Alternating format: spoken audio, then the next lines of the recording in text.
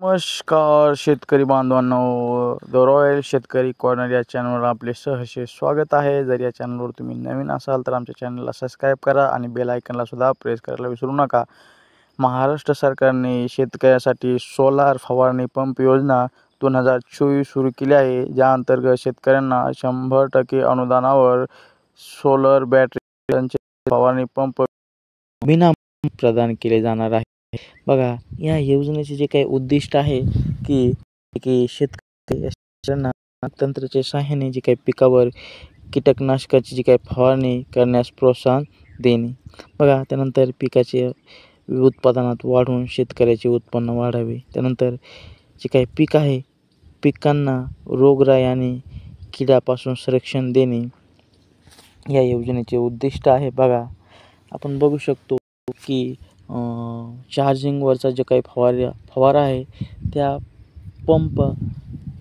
पंपाला जर पावसाळ्यामध्ये लाईट नसली तर तो बंद राहतो आणि पेट्रोल पंपने फवारणी करणे आपल्याला खूप महागात पडते। त्यामुळे महाराष्ट्र सरकारने जे काही शेतकरी बांधव आहे, या शेतकरी बांधवासाठी ही योजना राबविण्याचे हाती घेतले आहे।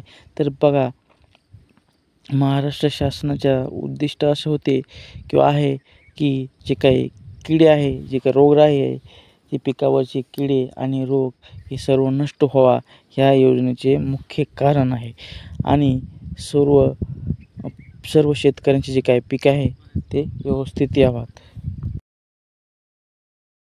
बघा, अर्ज सादर करण्यासाठी जी काही पात्रता आहे ती आहे, अर्जदार हा महाराष्ट्राचा राज्याचा जो काही कायमस्वरूपी रहिवासी असावा। त्यानंतर शेतकऱ्याला शेतात वीज कनेक्शन सुद्धा असावे। त्यानंतर जे काही अर्जदार आहे, अर्जदाराने यापूर्वी इतर कोणत्याही योजनेअंतर्गत जो काही फवारणी पंप घेतलेला नसावा। अशा प्रकारच्या अटी महाराष्ट्र सरकारने ठेवलेल्या आहेत।